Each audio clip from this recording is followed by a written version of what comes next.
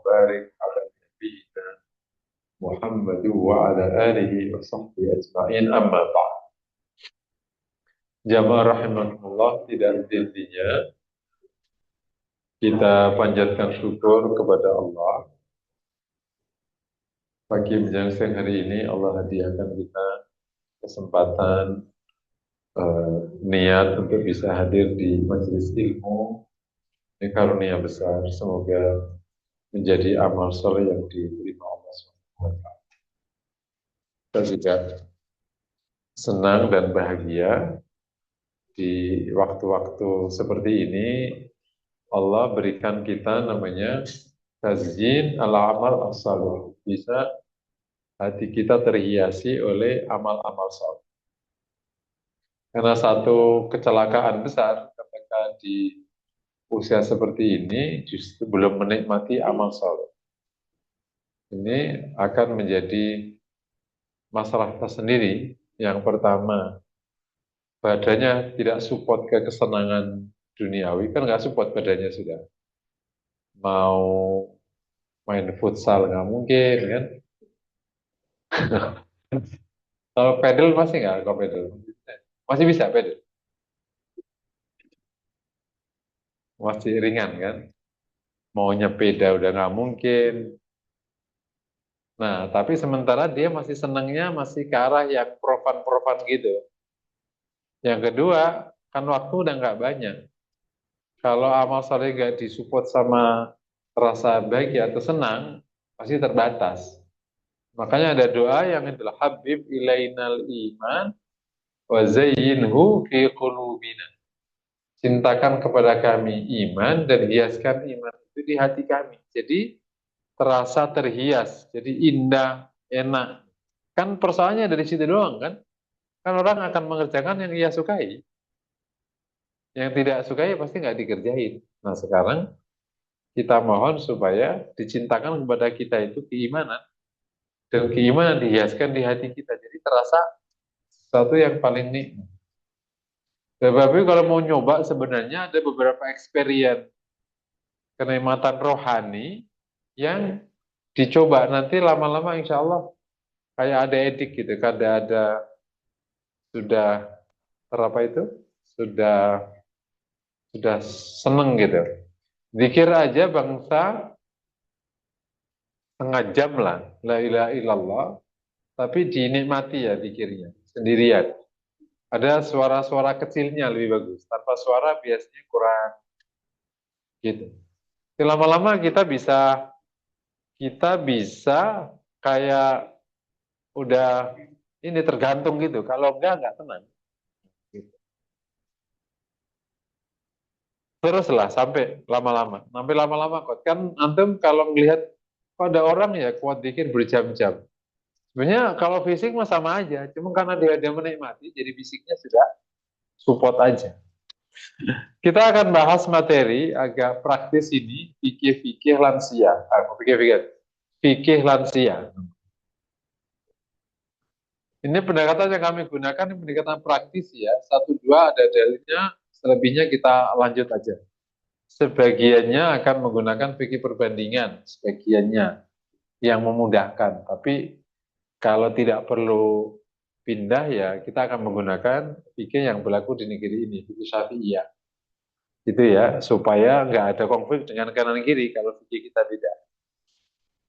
Nah, dasar utama di bab ini sebenarnya global. Yang pertama, seorang mukmin wajib menjalankan ketaatan ini semaksimal mungkin. Yani ya ayyuhalladzina amanu taqullaha haqqa tuqatih. Itu dasar utamanya. Hai orang yang beriman, takwalah kepada Allah sebenar-benar takwa.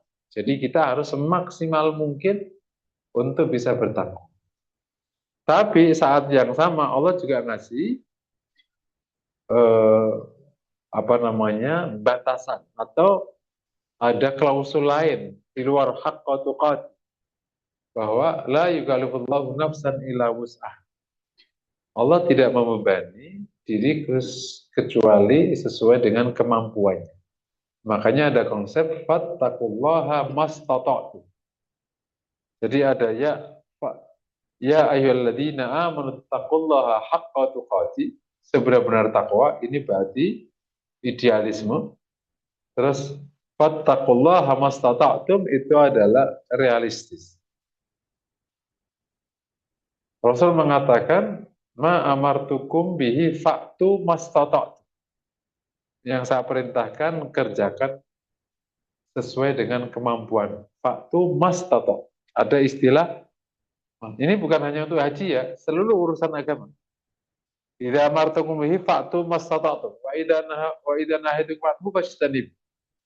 Kalau saya larang kalian maka berhenti. Jadi kalau berhenti dari larangan tidak pakai istilah mampu nggak mampu. Karena berhenti itu tidak ada kegiatan. Anda ya berhenti. Bisa berhenti dari bisa. Karena kalau nggak minum nggak mati. Jadi bukan nggak bisa berhenti, nggak mau berhenti. Kalau berhenti tidak ada klausul kemampuan. Tapi kalau menjalankan perintah ada klausul kemampuan. Karena kalau sholat wajib ada tenaganya. Ya kalau tenaganya nggak keluar, ya berarti nggak support. Tapi kalau berhenti minum, ya kan nggak pakai tenaga, ya berhenti sudah. Kok nggak bisa berhenti? Bukan nggak mampu, tapi nggak mau. Ya. Jadi akhirnya ada namanya istilah fattaqullaha mastata. Yang ketiga dasarnya adalah dari haqqa tuqati maka lahir dua koridor beramal soleh. Ya, yang berarti masuk ke poin keempat ya, poin ketiga. Bahwa satu, dua, fattaqullaha haqqa tuqati, yang kedua fattaqullaha mastata'tum. Nah, ini nomor ketiga sekarang. Nah, yang ketiga bahwa orang beramal soleh itu diharapkan beramal yang utama. Makanya ada konsep di agama itu amal yang paling utama. Misalnya, ayil a'mali afdal. Apa amal yang paling utama? Atau ada istilah misalnya, afdal apa? Afdal apa?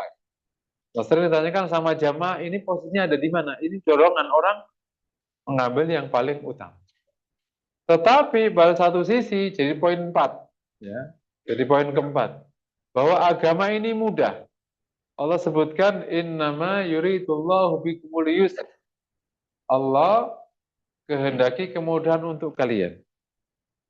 Innama yuridullahu bikumul yusr. Allah kehendaki kemudahan untuk kalian. Rasulullah SAW juga mengatakan, yassiru wala tu'asir. Mudahkanlah, jangan persulit. Rasul juga mengatakan, wala yushadda ahadukum illa ghalabah. Tidaklah orang berlebihan dalam agama, dan agama itu akan mengalahkan.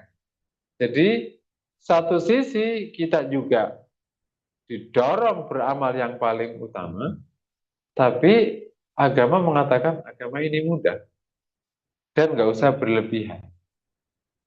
Jadi ngambil utamanya nggak usah berlebihan dan juga harus sesuai dengan kemampuan. Tetapi doronglah sebenar-benar, paham ya cara tarik menariknya agama ini. Sehingga kenapa perlu saya pahami ini? Karena nggak sedikit orang begitu kita bicara fikih lansia, fikih sakit, fikih darurat, itu langsung otomatis maunya ringan semua. Padahal dia masih mampu. Contoh ini contoh kecil. Ada orang memilih beberapa rukhsah. Tapi urusan yang lain, dia nggak rukhsah. Contoh gini, dia bisa, mohon maaf contohnya gini, dia bisa hidup normal, jalan, duduk, maka begitu sholat duduk. Itu kan bukan, nggak make sense. Lo bisa ke kantor, mimpin rapat, bahkan bisa jalan pagi. Tapi begitu giliran sholat, kenapa duduk? Oh, ada alasan kakinya nggak bisa nekuk. Beda lagi urusannya. Atau memang nggak sanggup lagi dia. Tapi itu semua prosedur itu tunduk pada dua tarikan itu. Jadi tidak serta-merta langsung masuk. Kenapa? Karena antara kemampuan sama kemalasan itu tipis bedanya. Dia males atau nggak mampu. Makanya saya suka ngecek, ya udah ke dokter. Bukan kita yang ngecek, ke dokter. Ke dokter ngasih apa? Kalau dokter kan udah real itu, berarti itu standar memang kemampuannya. Orang ini udah nggak bisa lagi duduk, ya sudah. Orang ini nggak bisa lagi sujud normal, karena ada masalah di lutut orang ini gitu. Paham ya? Sehingga supaya kita tetap menikmati kemudahan, tapi kita tidak orang yang berlebihan di dalam mengambil kemudahan sehingga malah melewati. Makanya istilahnya bainal ifrati wat tafrid, yakni antara berlebih sama kurang. Bainat tasyaddudi wat tasahul, antara memberat-beratkan diri dan antara memudah-mudahkan diri. Jadi adanya seperti sabda Rasulullah, khairul umuri awsatuha, sebaik-baik perkara itu yang. Oke ya.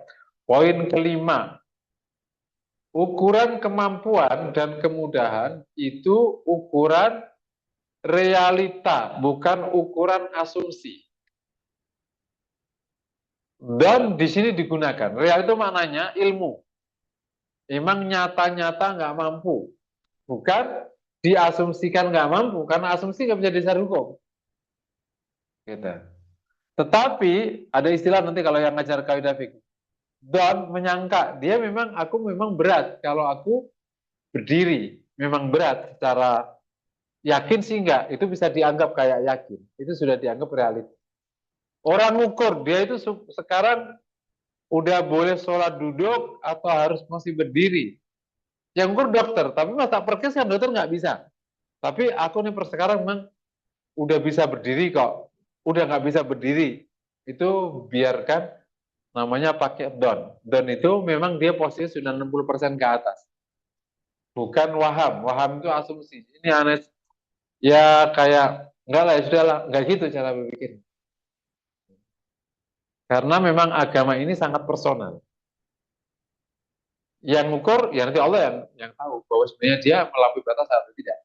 Melampaui batas kurang, namanya melampaui batas, atau ke atas sudah nggak boleh melampaui batas. Contoh ada orang, contoh paling gampang ini, kena air sakit. Kan ada orang tua, kalau kena air, paru-parunya kumat. Karena kalau dingin, langsung dia sesek. Misalnya gitu. Nah, dingin seperti apa? Atau akhirnya dia tayamum sepanjang hari. Masa benar-benar nggak kena air, tapi kalau nggak kena air sama sekali, you kan pipis juga. Tapi kalau pipis kenapa tidak sesek? Nah, ya kayak gini, ini syahwat, ini setan, atau realita. Maka dicek. Gitu. Paham ya kira-kira ya? Karena di area ini, ingat, setan juga berkepentingan. Gitu. Untuk membuat kita tidak sempurna agamanya. Tapi ingat, jangan pula atas ingin menghindari setan, kita berat-beratkan diri. Pada saat agama sudah kasih kemudahan. Nah, di ruang inilah kita punya. Makanya perlu tetap ketakwaan yang tinggi, kemudian juga menggunakan prosedur yang benar, supaya pilihannya insya Allah. Contoh misalnya, orang suka pipis terus. Kan setiapnya geser. Baru ini, itu kan harus dicek. Apakah nyata memang geser atau asumsi? Jangan-jangan nggak ada netesnya sebenarnya. Ngerasa netes aja perasaan. Jadi bukan, ya harus dicek karena akan beda fikihnya. Begitu netes terus, fikihnya berarti dia harus pakai pampers. Kalau perasaan berarti dia harus diperbaiki syaknya, jangan sampai jadi peragu. Beda fikihnya. Kalau nyata-nyata memang dia ada netes, kan bisa dibuktikan tuh. Dia pakai pampers atau apa, oh ya ada basah.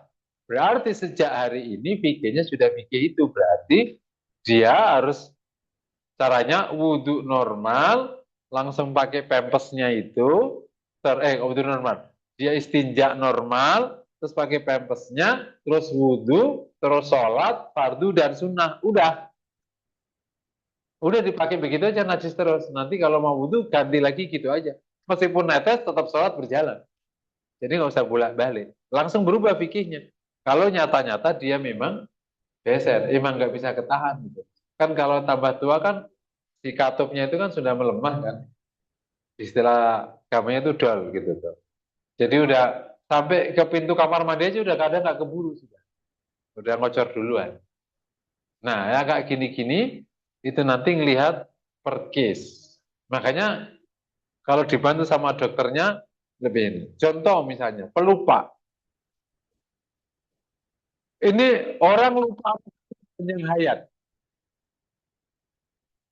Nah, ini asumsi dan ya harus tanya ke dokternya realita. Emang dia sudah demensia.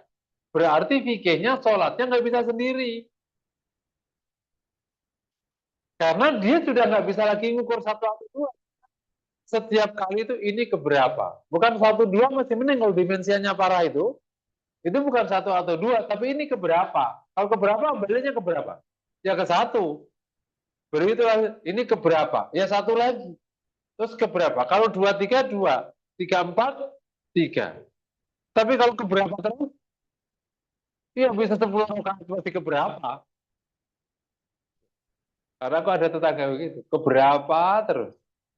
Jadi, Bang saat ini gimana? Sholatnya berarti harus ada jamaah atau ditungguin nanti dijawil.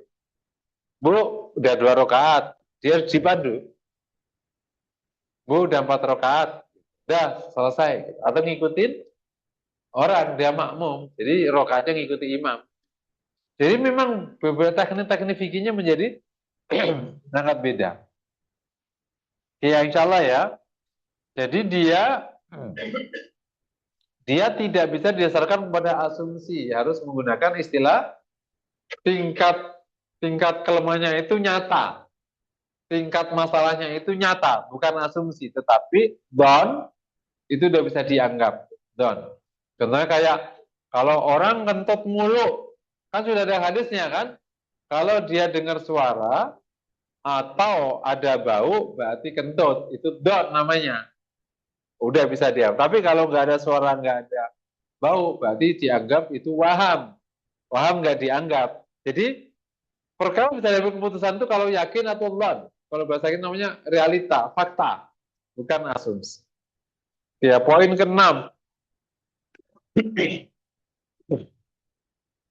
Pada akhirnya pelaksanaan fikih lansia tentu sangat subjektif karena orang ukur dirinya sendiri. Oleh karena itu perlu kita memahami betul diri kita sesuai dengan masalah yang kita hadapi. Jadi bukan menggunakan pendekatan biasa. Setiap orang punya masalahnya sendiri, kan subjektivitas masing-masing ujungnya. Pada waktu penentuan itu, dia mau ngambil pilihan yang mana. Oleh karena itu, subjektivitas ini akan menjadi tepat kalau ilmu kita cukup. Sampai level apa kita ngambil rukhsahnya ini. Misalnya, sama-sama sholat duduk. Itu kan ada, kan semua bentuk pengurangan itu persis sesuai dengan ketidakmampuan. Contoh, sholat duduk. Apa dari awal duduk, atau duduk dulu, pas lagi rukuk. Itu namanya subjektivitas masing-masing. Kan bisa duduk dari awal ya. Kita kayak gini, Allah udah duduk dari awal. Tapi sebenarnya dia masih bisa berdiri oleh dokternya. Ya berarti dia dari awal berdiri. Gitu.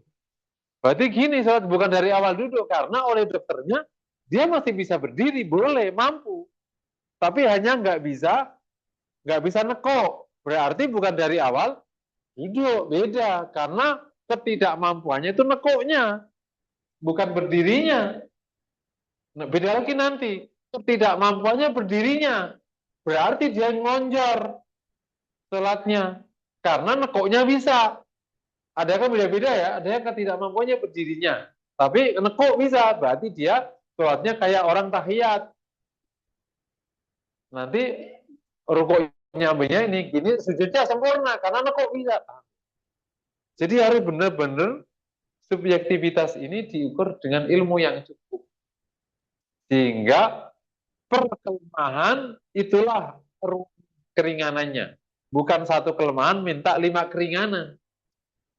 Paham ya kira? Contoh, orang sebenarnya masih bisa kalau airnya itu masih suam-suam gitu, itu nggak sesek dia. Tapi udah nggak mau langsung tayamum, nggak bisa, turun langsung ke tayamum karena dia masih pakai air hangat masih bisa, gitu. Paham ya? Nggak langsung langsung tayamum, langsung tayamum, tayamum, tayamum. Semua mandi hangat oke, gimana sih nggak jelas banget. Nah, ini area ini suka menjadi ruang setan dan nafsu dan males, terutama kalau memang sudah lemah badannya. Sehingga justru tambah tua bukan tambah baik agamanya, malah tambah turun agamanya karena banyak uh, tindakan yang tadi sebenarnya cukup salah jadinya. Meskipun demikian tetap ujung-ujungnya ya orang wajib terus memohon kepada Allah Subhanahu wa taala supaya terus dibimbing tidak salah ngambil gitu ya. Nah, ini kira-kira batasan-batasan di lansia. Ada yang paling krusial itu poin terakhir, subjektivitas personnya. Nah, ini kalau ketakuannya nggak kuat, ininya nggak kuat, bisa ini tadi ringannya cuma satu, ngambilnya lima. Nah, dia sebenarnya masih bisa duduk, tapi langsung langsung aja, dia masih bisa berdiri, langsung aja duduk, atau langsung aja, udahlah males sholat pakai tiduran aja. Gitu. Dia sebenarnya masih bisa ke kamar mandi wudhu, tapi udah males. Antara males sama nggak mampu kan udah nyampur kalau udah tua kayak gitu. Beh, lo males apa nggak mampu sih? Nggak mampu gua. Ya bener lo. Mau kawin sekarang? Mau. Ya itu mampu. Makanya kalau kayak gitu, digodain aja. Itu ketahuan aslinya. Gitu. Beh, lo nggak bisa berdiri, Beh? Nggak bisa. Ayo kita cari durian. Ayo, lo bisa jalan. Payah lo gitu. Ya kayak gini ini mah. Udah sering kayak gini-gini. Begitu urusan agama aja nggak mampu. Begitu urusan yang lain langsung kuat. Nah ini perlu perlu yang ukur kan kita ujungnya. Ya, nah beberapa kita langsung masuk ke kasus-kasus. Yang pertama, bab penggunaan air. Bab istinja dulu bersuci ya. Bersuci bagi orang tua yang paling dominan itu istinja. Ya, kalau bersuci yang lain kan normal. Istinja ada dua, istinja dari hadas kecil sama istinja dari hadas. Nah, istinja dari hadas besar standar. Ini nggak ada keringanan. Kecuali paling pindah dari air ke hal-hal yang dianggap membersihkan non-air. Zaman dulu namanya batu, oleh madhab Hanafiyah, ini Hanafi aja, dikiaskan barang-barang non-air yang dianggap bisa mensucikan, bisa digunakan. Misalnya ada orang memang sudah tidak bisa ke kamar mandi, itu ya, misalnya udah eh, pakai pispot biasanya ya. Ya itulah, itu Anda bisa menggunakan tisu, tisu basah yang sudah ada, supaya agak baik, terakhir pakai tisu yang diairin. Karena tisu basah itu bukan air. Jadi ini, memang akhirnya harus lintas madhab. Karena fikih syafi'i harus pakai air. Tisu basah nggak kena. Karena tisu basah itu isinya bukan air. Nah, syafi'i itu harus air. Air, non air nggak bisa membersihkan. Nah, kalau Hanafiyah agak longgar. Dia non air karena membersihkan itu kalau bagi Hanafiyah itu tindakan makna. Tindakan yang punya alasan. Alasannya adalah kebersihan. Jadi kalau sudah membersihkan ya sudah. Alatnya meskipun tidak air. Nah, supaya kita nggak bertentangan antar madhab, pakai tisu basah, tapi nanti ujungnya ambil tisu biasa, dikasih air. Nah, itulah yang nanti menyelesaikan terakhir. Paham ya, insya Allah ya? Ya semampunya ujungnya. Selebihnya ya, memang udah kayak gini ya, selebihnya semoga Allah memaafkan. Syukran. Semoga Allah maafkan, semoga Allah maafkan, semoga Allah maafkan. Karena memang kalau sudah kayak gitu ya terbatas-terbatas. Ya, makanya tadi butuh ada kesungguhan, ada kehati-hatian. Semoga ruang-ruang terbatas ini tetap tetap tidak sampai namanya dianggap menggampangkan urusan. Karena toh pada akhirnya memang nggak akan sempurna, ada kayak gitu. Nah, yang kedua istinja kecil, ya. Ini standarnya kan normal. Nah, biar kasus-kasus yang menyebabkan pergeseran fikih, salah satunya kalau orang kena geser atau kena penyakit suka netes air. Oke, maka cara nyucinya ini poin kedua ya, si kasus kedua ya. Nanti kalau ada kasus yang belum saya sebutkan, ya ibu nanti di pertanyaan aja. Saya nyebutin kasus-kasus yang paling dominan atau paling sering ya. Minimal yang sering ditanya ke saya. Gitu. Karena yang sering berarti yang paling sering kasusnya.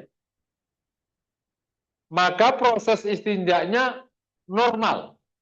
Tidak kayak yang tadi. Kalau tadi kan dia nggak mampu istinja. Wong sudah di kasur atau udah di tempat tidur kan. Gitu.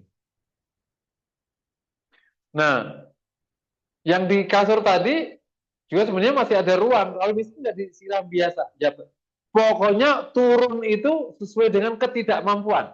Misalnya bisa nggak Bu di ongkrong? Oh nggak bisa ya sudah berarti kayak tadi. Tapi kalau masih bisa ya kayak normal.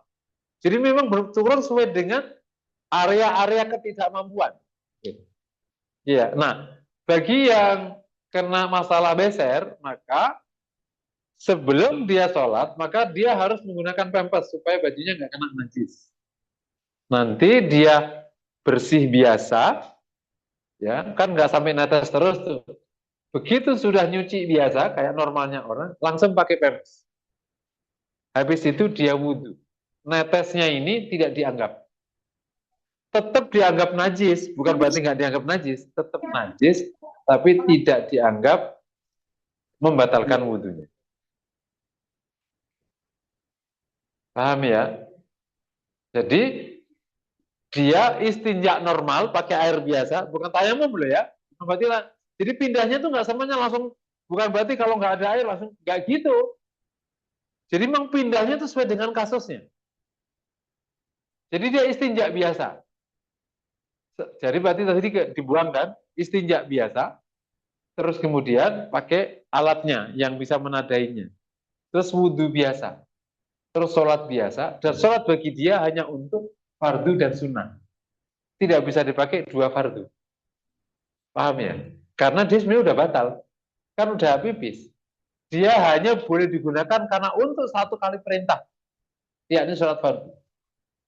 Nah, ini akhirnya menjadi masalah. Lah kalau jamak gimana? Ini jadi bikinnya rumit. Itu dua fardu dikumpulin kan? Nah, khusus jamak boleh digabung. Meskipun dua fardu. Karena kalau dipisah malah nanti sholatnya malah nggak bareng. Nah, terus boleh sholat sunnah. Sunnahnya boleh lebih dari satu. Paham ya? Jadi itu namanya sholatnya bagi yang mengalami masalah beda. Berikutnya yang suka kentut. Kalau kentut itu kenapa sih ya? Gas atau apa? Atau emang klepnya nggak nutup? Ada emang kentut mulu orang tua itu. Oh, produksi gasnya banyak. Nah, fikih-fikih kayak gini nih terkadang ya harus perlu dipahami. Ini butuhnya, nah ini, butuhnya orang itu paham hadis ya, sebagai sumber hukum, nama Quran pasti. Terus dasar hukum yang lain. Kedua, pahamnya harus paham usul fikih, supaya bisa nyimpulin. Tapi benar-benar paham kawaid fikih. Karena banyak kasus tuh ditarik ke atasnya nggak ketemu-ketemu. Pakai kaidah fikih menyelesaikannya. Sambil belajar pandangan para ulama di fikih madhab yang sudah lintas madhab. Kalau nggak lintas nggak, agak repot menyelesaikannya. Gitu. Kayak tadi itu, pipis pakai buang air pakai tisu basah itu kan repot kalau harus dari awal itu air semuanya. Sementara hanya itu pilihan madhabnya. Kalau pindah ke Hanafiya akhirnya. Nah, bagi yang kentut, maka pertama pastikan kentutnya itu ada baunya atau ada bunyinya. Kalau tidak ada baunya, nggak ada bunyinya, berarti dianggap itu tiupan setan. Ada baunya atau ada bunyinya. Nah, biasanya bentuknya lepet, lepet gitu ya. Nah, itu dianggap namanya tiupan. Tapi kalau nggak ada baunya, nggak ada bunyinya, tapi terasa kenyang. Nah, ini kasus lagi beda nih. Karena hadisnya cuma hanya dua, ada baunya atau ada bunyinya. Kalau terasa nggak ada bau, nggak ada bunyi, berarti dikiaskan ke bunyi. Berarti emang itu nyata keluar namanya. Paham ya? Namanya nyata keluar, meskipun nggak bau, nggak bunyi. Karena ada kaidah kan, al-yaqinu la yuzalu bisyak. Keyakinan nggak bisa dirubah, dihilangkan oleh keraguan. Jadi, status wudhu nggak bisa dirubah oleh keraguan dia kentut atau enggak. Tapi kalau memang nyata-nyata kentut, meskipun nggak ada bau, nggak ada bunyi, jadi bau sama bunyi itu indikasi nyata sebenarnya kalau kita bicara. Indikasi supaya mendorong keyakin. Tapi kalau nyatanya meskipun nggak bau, nggak bunyi, tapi yakin karena emang panjang, panjang tapi nggak bau, nggak bunyi, ya berarti ya sudah dianggap kentut, berarti batal wudhu. Nah, kalau case-nya mirip orang istinja, nah ini rumit lagi. Setiap wudhu bangkit kentut. Setiap wudhu bangkit kentut. Nah, sekarang kita akan nanya ulang. Apakah case ini permanen atau case ini hanya sekali-kali? Web ya, yang belajar kaidah fikih pasti akan lewat. Kalau case-nya ini sekali-kali, maka nggak dianggap. Maka dia harus wudhu sampai kentutnya selesai. Tapi kalau dia sifatnya, ada namanya as-sifat al-aridha la yuktabar. Sifat yang datangnya sekali-kali itu nggak dianggap, nggak akan merubah hukum.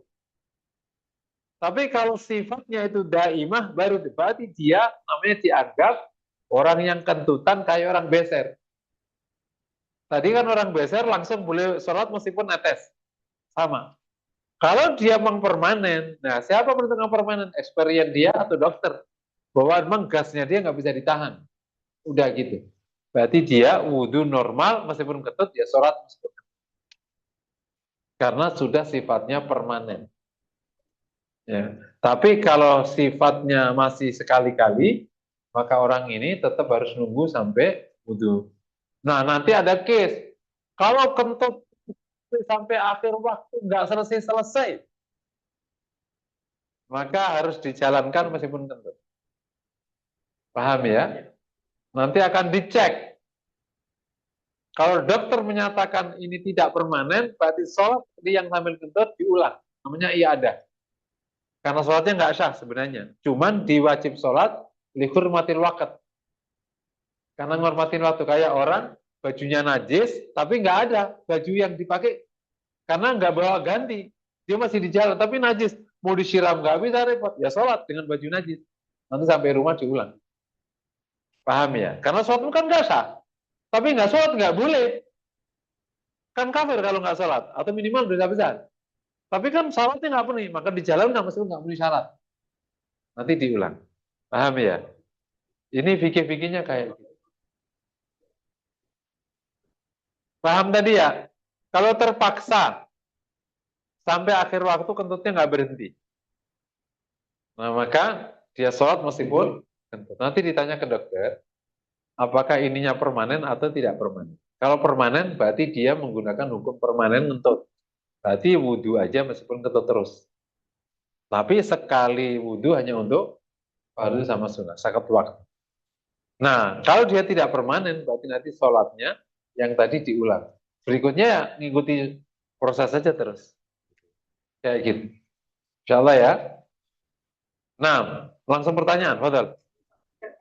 Oh iya benar.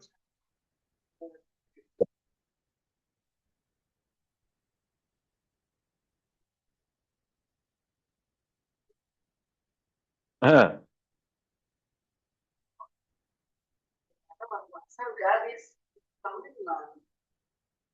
gimana, gimana, gimana?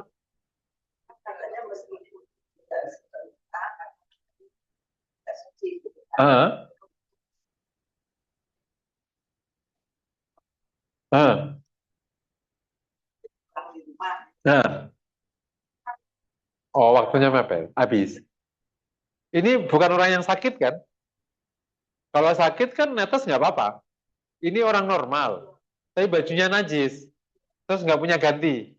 Iya, dia sholat semampunya. Nanti diulang kalau ketemu baju sucinya meskipun lepas waktu.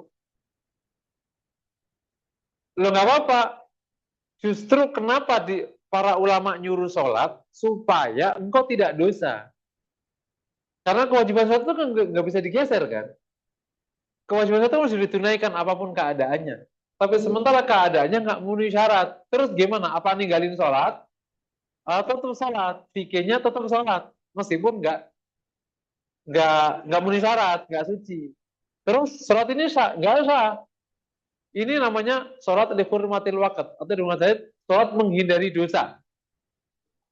Iya, namanya sholat dihurmatil waqt. Itu sebenarnya sholat menghindari dosa sebenarnya.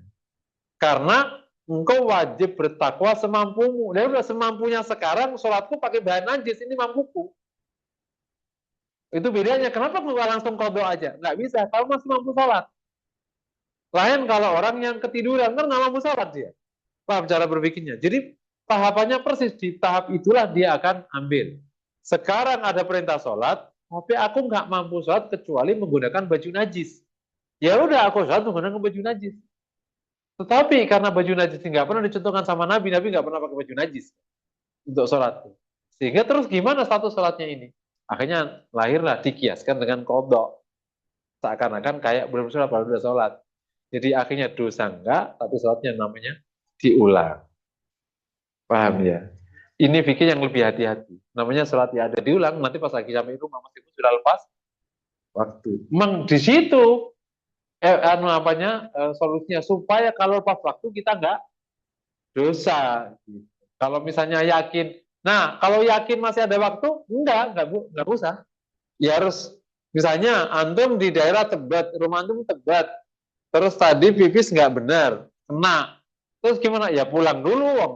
Berapa jam masih nyampe, baru bersuci. Itu kalau keadaannya tidak mungkin berganti dan pasti akan lepas waktu. Maka dia sholat dengan keadaan seadanya itu. Nanti baru diulang diri. Bisa dipahami ya, insya Allah ya. Nah, tahu bagi yang kena masalah beser tadi, nggak ngulang. Bagi dia sholatnya udah sah. Meskipun netes. Bagi dia sholatnya sah. Di sholat waktu yang itu ya. Bukan waktu yang lain. Kalau lainnya nggak sah. Kalau dia pakai wudhu yang tadi, yang sudah pakai sholat duhur, terus dia nggak wudhu lagi, nggak sah sholat asarnya. Yang sahnya duhurnya sama sunnahnya aja. Yang nanti ganti baru lagi. Wudhu pipis apa, istinja lagi, wudhu normal lagi, ini lagi, ini lagi. Gitu aja terus. Ya, jadi dia harus istinja 5 kali. Gitu. Ya, ada lagi pertanyaan? Di bab istinja. Nah, tapi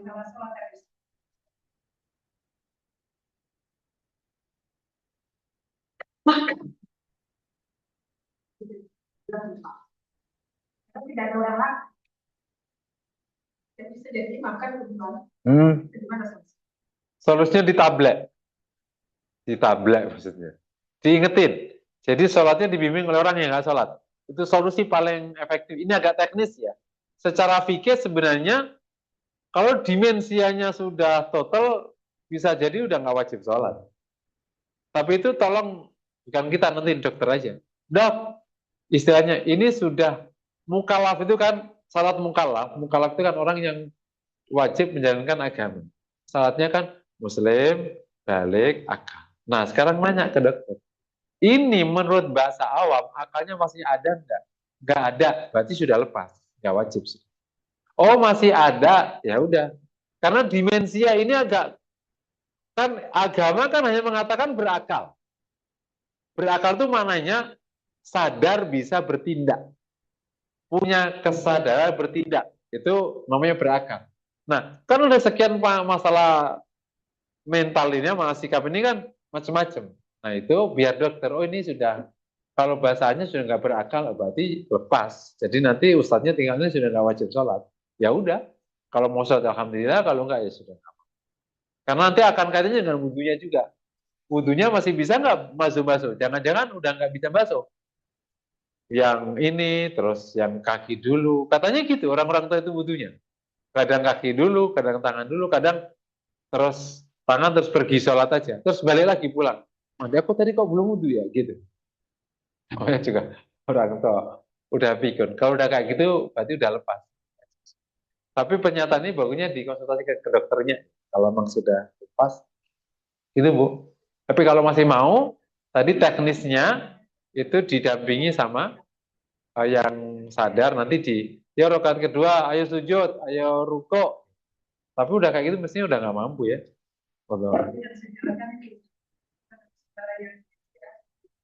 Ayo sujud, ya ruko gitu. Oh dia dengar. Oh udah lupa bacaan ya. Karena kalau nggak didampingin, wudhunya nggak kemana-mana. Oh berarti masih kalian sudah ini, berarti sudah tidak berakal. Kemarin saya dapat laporan jamaah itu setengah. Ini ya emang ini akhirnya ya 4 tahun 1 tahun. Jadi si suaminya ibu ini itu kalau sholat baca fatihah, fatihahnya kemana-mana. Gitu. Nah sementara kan dia jadi makmum, loh. Jadi nggak ruko-ruko kemana-mana gitu. Saat gimana? Ya ibu langsung bisa aja. Kalau bapak benar, ibu ikut. Kalau bapak nggak benar, ibu langsung bisa. Namanya niat mufarokoh. Niat keluar dari jamaah. Terus suami saya gimana? Udah biarin aja soalnya sebisa-bisanya. Itu diingetin ingat. Nanti kalau aku lupa ya balik lagi kemana-mana. Gitu. Jadi memang sudah sangat tergantung ke pengingatan orang. Ya sudah. Sebisanya aja Bu. Apalagi rokaat. Ya bisa kemana-mana rokaatnya. Bisa 7, bisa 8, bisa 6. Allahu a'lam. Tetanggaku itu menarik itu. Kalau sholat itu bisa 8, bisa 7, bisa 9. Gitu. Ini Ustaz ini gimana? Ya udah tadi saya nggak ikut. Ya kalau udah pelupa ya. Wudhu itu bisa sejam. Gitu. Kayak lupa, semuanya lupa semua. Ini sudah sangat. Wallahu a'lam. Ada lagi? Lanjut ya. Ini case tadi baru di bab istinja. Sekarang case wudhu. Ini tadi istinja ya. Sekarang bab wudhu. Nah, orang tua itu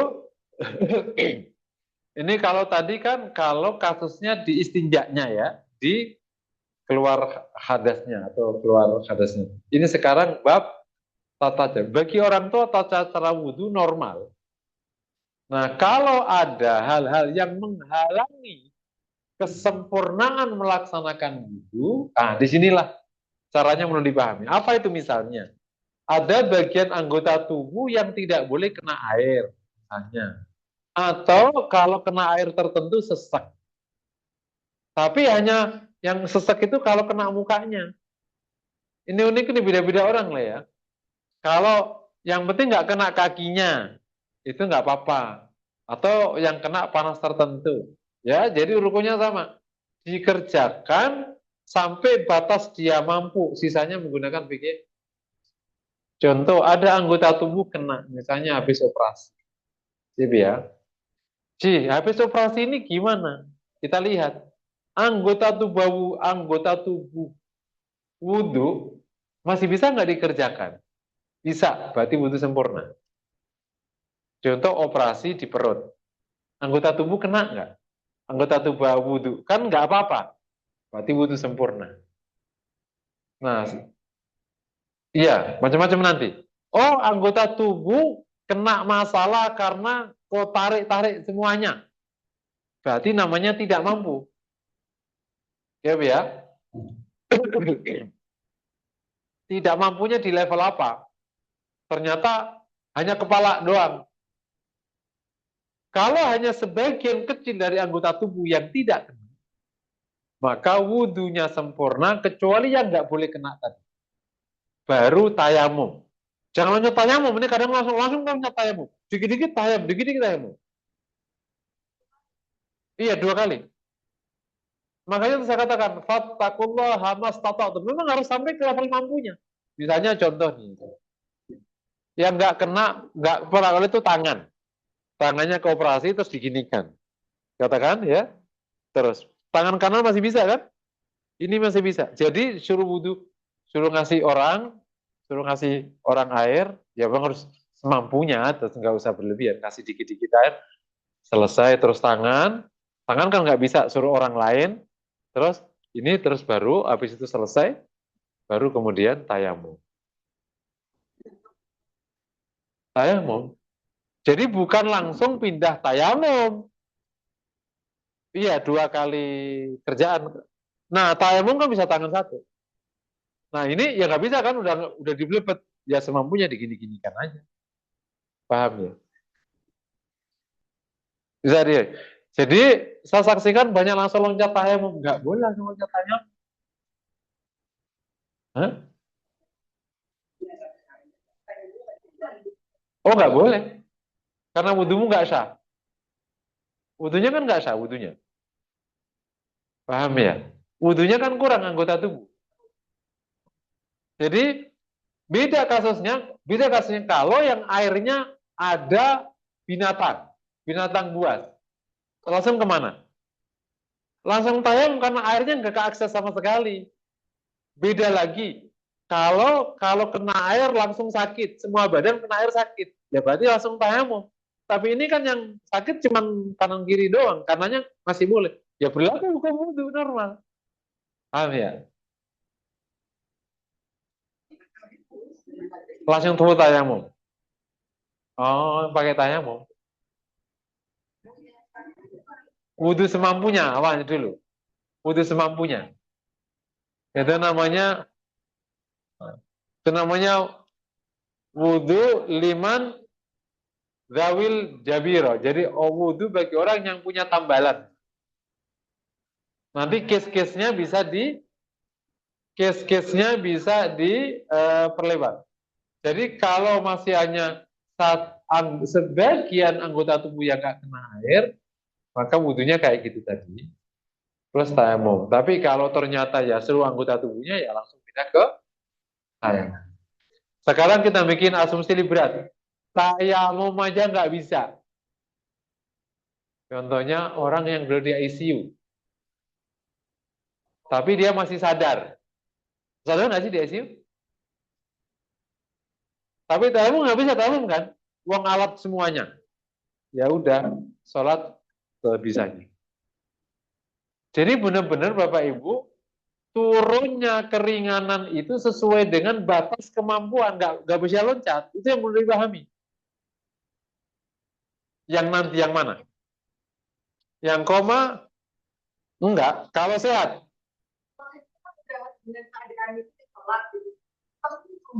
Oh enggak diganti. Enggak. Bagi dia emang segitu kemampuannya. Agak beda dengan kasus ini. Kasus yang najis kan orang sehat segar bugar. Itu enggak diganti. Oh iya, harus tayamum ya. Tayamum. Iya, ada. Ini semua fikih. Fikih-fikih darurat itu referensi utamanya itu kaidah fikih. Terus usul fikih. Paling nanti dikias-kiaskan ke hadis-hadis. Gak setiap kasus ada hadisnya, wah, itu bukan fikih. Karena ini kasusnya nggak ada. Paham ya? Padahal.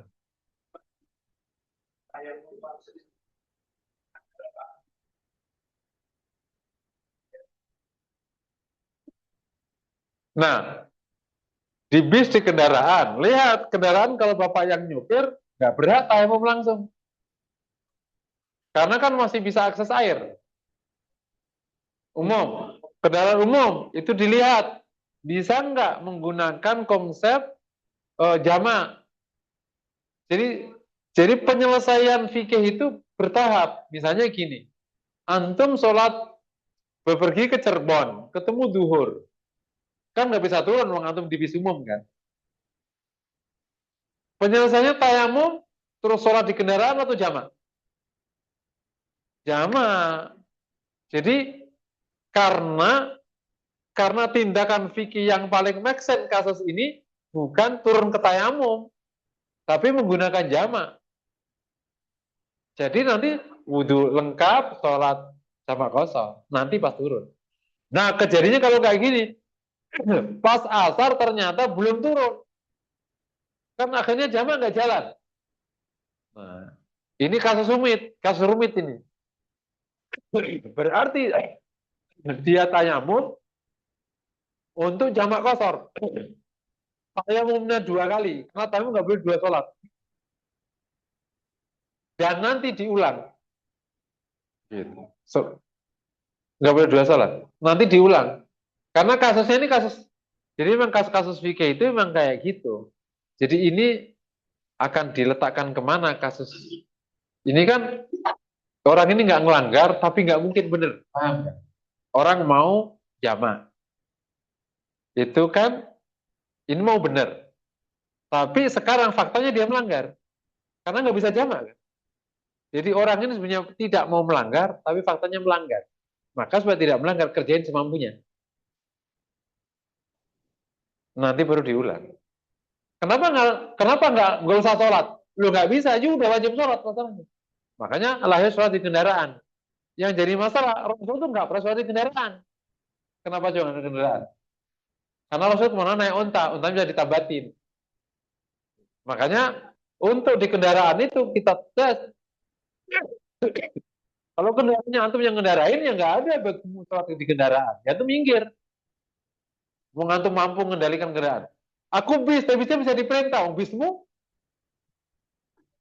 atau bisnya itu apa rombongan, ya bisa diperintah turun. Nggak berlaku padamu masyarakat kesulitan, nggak berlaku. Jadi bis umum ya nggak bisa, kau nggak bisa intervensi orang suruh minggir. Ada semampunya. Jadi kalau sekarang sih sudah banyak yang nyediain kemudahan-kemudahan. Cuman ya nggak semua sanggup. Kalau di kereta api ya sak gerbong sholat ya nggak bisa. Ya yang sadar aja. Makanya orang nggak sadar itu penting kalau di darurat kayak gitu. Kalau sak gerbong sholat semua itu nggak bisa lengkap sholatnya. Jadi bagus juga ada yang nggak sholat. Jadi membantu orang yang soleh ini akhirnya sholat bener. Nanti di pesawat, tinggal semua orang sholat. Ya udah malah kebenaran nanti bisa sholat lengkap, dikasih sajadah sama ibunya, bahkan menghadap kiblat. Kalau kereta mungkin nggak bisa, ya semampunya ujung. Oke ya, lanjut ya. Jadi untuk wudhu bagi yang, ya Bu, bukan, bukan nggak boleh sholat wajib. Jadi Rasul itu nggak pernah sholat wajib di kendaraan. Makanya tidak ada, nggak cukup mudah cari dasar. Makanya sholat kendaraan itu wajib sempurna. Kalau sholat sunnah di kendaraan boleh, nggak sempurna ya. Semampu rukuknya, semampu sujudnya, semampu kiblatnya, itu boleh. Tapi kalau sholat fardu di kendaraan, ngelihat kasusnya, kalau kasusnya bisa solusi jamak kosor, ya wajib jamak kosor. Paham? Kalau nggak bisa jamak kosor, misalnya contoh subuh, itu nggak bisa jamak kosor. Antum subuh di kendaraan di kereta, keretanya belum turun. Berarti antum wudhu, bisa nggak wudhu? Bisa. Berarti tinggal sholatnya yang duduk. Tapi wudhu aja nggak bisa. Berarti tayamum. Sholatnya semampunya. Nah, sholat fardu yang sebisanya ini gimana? Apa dibiarkan? Syafi'iyah mengatakan ini harus diulang. Enggak, bukan di rumah. Sampai batas kau bisa tunaikan sholat lengkap itu di stasiun misalnya. Atau stasiun repot, ya di rumah. Tapi itu bukan kodok namanya. Antum udah nggak dosa. Waktu lain. Misalnya nanti waktu duhur. Atau pas lagi nyampe jam 9 langsung bisa. Loh, Isya kan dari jam Qasar bukan?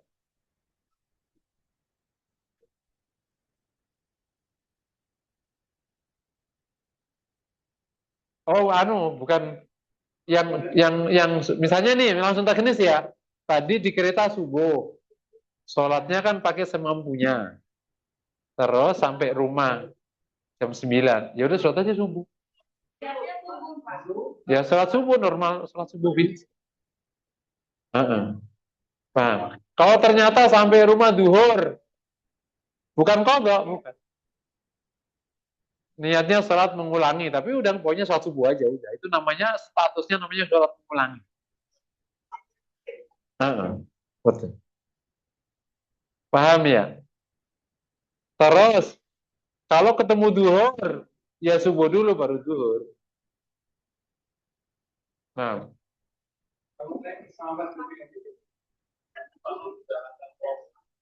long ya, 14 jam.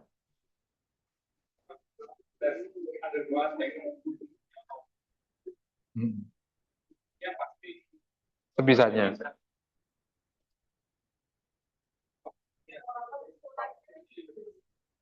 Jadi waktu sholat untuk lintas benua itu menggunakan waktu di mana pesawat itu di atasnya. Persoalannya nemu nggak? Ada yang nggak nemu, ada yang kurang. Contoh kurang gini, saya nggak ngebayangin kemananya ya, tapi nanti bisa ada yang ketemu, subuh ketemu, duhur ketemu, tapi nanti nggak ketemu-ketemu. Bisa kan? Atau kebalik, ketemu yang kebanyakan. Subuh ketemu, duhur ketemu, masih di sini masih duhur, duhur, duhur, duhur gitu. Paham ya? Jadi gimana aturannya? Jalankan sesuai dengan waktu di mana kau tinggal. Kurang atau enggak itu sudah luar kemampuan. Ternyata kok aku nggak sampai 5 waktu di hari itu. Ya nggak apa-apa, karena memang engkau sudah di negara yang akhirnya kamu nggak ketemu 5 waktu subuhmu itu. Kamu nggak bisa sholat isya lagi, uang ketemunya udah isya terus misalnya gitu. Misalnya gitu. Kemarin tuh ada kasus ini ketemunya malah sehari, kurang sehari. Kalau balik ya kalau nggak salah, ya, kurang sehari. Tergantung case-nya lah. Ada yang kurang sehari, ada yang malah menambah waktu. Gitu. Jadi ya hukumnya sesuai dengan waktu di mana kau berada. Nah itu aja. Tidak ngitung di hari itu harus 5 waktu, nggak gitu cara berpikir. Allah. Paham ya? Nah, lagi kita, jadi kan kendaraan macam-macam, ada kereta, ada mobil, pasti bukan pasti tapi penggunaan besar waktu sholat kalau kita merasakan atau sholat dalam jalan itu pasti kan tidak sempurna. pakai mic. Oh, pakai mic.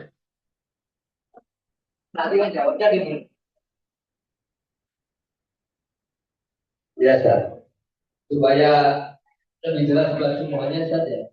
Jadi kalau kita di kendaraan situasi apapun, pokoknya pertama itu ketakwaan kita menghormati waktu. Jadi kalau itu tidak mungkin sholat wajib ya, jadi menghormati waktu kita sholat saat itu apa adanya, kemudian kita sampai di stasiun atau tempat diganti kan. Nah sekarang seperti kalau kita di kendaraan, baik di pesawat, di kereta atau apa, posisi itu tidak sempurna kan. Menghadap kiblatnya nggak bisa. Jadi kan rukunnya ada betul, berdiri nggak bisa, rukunnya nggak dapat. Kemudian jadi ada beberapa rukun yang tidak bisa terjaga. Berarti itu kan tetap sah kalau hukumnya menghormati waktu kan, diganti kan. Sama aja berarti kita kalau di pesawat ya, di pesawat kan sekarang Saudi Air itu kan menyediakan musola. Ada musola. Nah, musola itu jadi kita di situ apa namanya? Sholat lengkap. Itu kita sholat kita ya kan waktunya pun dikasih tahu, tapi kemudian lebatnya bisa berubah-ubah karena itu. Nah, itu masih sempurna sebagai sholat menghormati waktu atau sudah sempurna sebagai sholat wajib. Oke. Nah khusus kiblat ini menarik nih, khusus kiblat. Jadi orang suatu kendaraan jika persyaratan yang lain sudah lengkap, maka cara sholatnya dia satu lengkap. Pas takbir dia memastikan menghadap kiblat. Selebihnya itu terserah dan itu sholatnya sah dan tidak ngulang. Pas takbir menghadap kiblat, iya dikasih tahu kalau di pesawat. Pas takbir menghadap kiblat, memastikan kiblat. Nanti setelahnya sudah di luar kendali. Dikasih tahu. Jadi pas takbir menghadap kiblat. Selebihnya terserah. Itu masih mending kalau di perahu zaman dulu konsepnya sudah di perahu. Di perahu. Di perahu itu di kapal pas berdiri itu menghadap kiblat pas takbir. Itu terserah. Itu syah dan tidak perlu ngulang. Nah, kenapa kok kiblat diringankan? Karena ada ayat. Hai nama tuwalu hatam bahwa juga di mana kau menghadap di sana ada Allah. Jadi memang fikihnya itu memang agak beda-beda. Kalau yang dilanggar ininya, maka fikihnya gini, dilanggar ininya gitu. Dan semua ini bisa jadi nanti kalau kita lepas madhab itu bisa aja satu dua case bisa berbeda atau satu madhab menghadapi kasus-kasus kayak gini. Gitu. Misalnya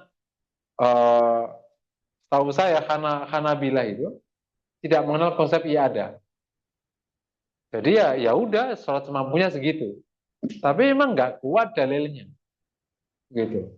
Secara dalil itu nggak kuat. Bagaimana mungkin kau biarkan orang sholat? Kenapa coba? Ya udah turun dari kendaraan, kan nggak kenapa-kenapa turun. Gitu, langsung kayak. Artinya ketidakmampuan orang itu dari kendaraan itu levelnya bukan darurat, levelnya itu hanya hajat, sehingga tidak bisa menggugurkan semua kewajiban yang lain. Ngukur masalah itu. Kan kalau darurat itu kan udah beda lagi kayak tadi orang di ICU, sholatnya kan sudah darurat itu, makanya dia nggak usah ngulang. Kenapa nggak diperlakukan kepada orang yang pipis tadi? Kenapa harus ngulang? Ya kan dia bisa beli baju.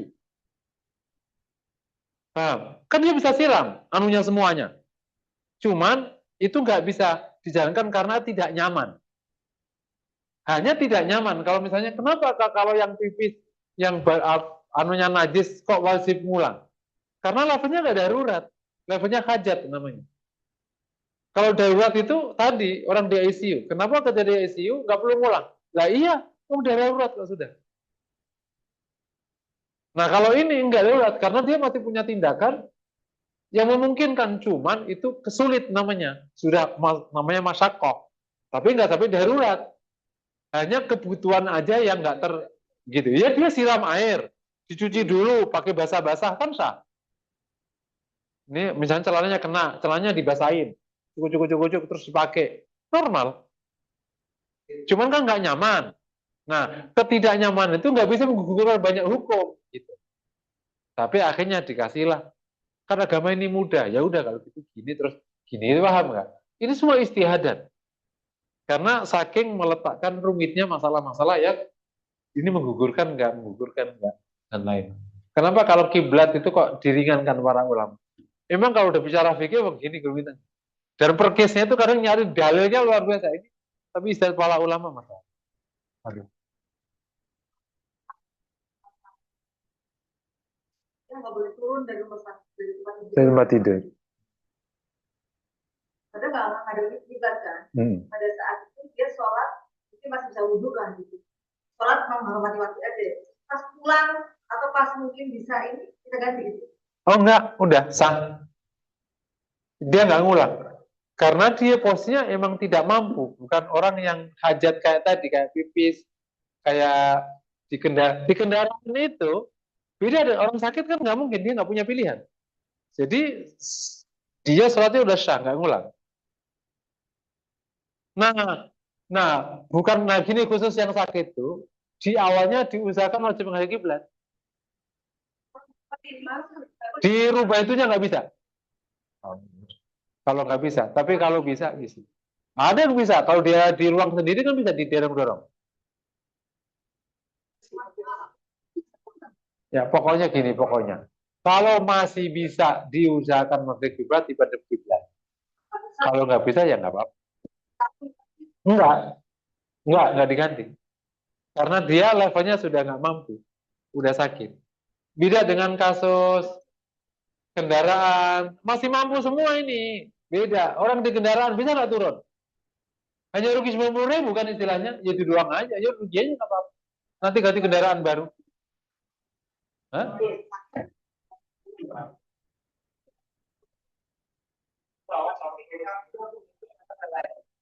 Menghadap kiblatnya. Jadi gini, Menghadap kiblatnya itu posisi gini, dongak. Ini yang ke arah kiblat. Bukan posisi miring. Jadi sholatnya itu ter apa namanya? Meleleh, telentang, kepalanya dinaikkan ke atas. Ah gitu. Bukan miring utara barat, kayak orang meninggal, enggak. Jadi kayak orang tiduran, nanti kalau dia dibangkitkan, itu menghadap kiblat. Jadi orang duduk kiblat terus turun. Nah gitu. Nah sehingga kalau bisa, itu kepalanya dikasih bantal, sehingga agak menghadap. Jadi nggak menghadap ke atas jadinya. Ini posisi pengkiblatannya gitu. Nah, jaraknya. Kan kalau ini jelas ya kalau kita ke itu 90 kilo. Kalau kita naik kereta taksi. Tapi jam apa jam 9 sampai kelewat gitu. Nah, itu gimana?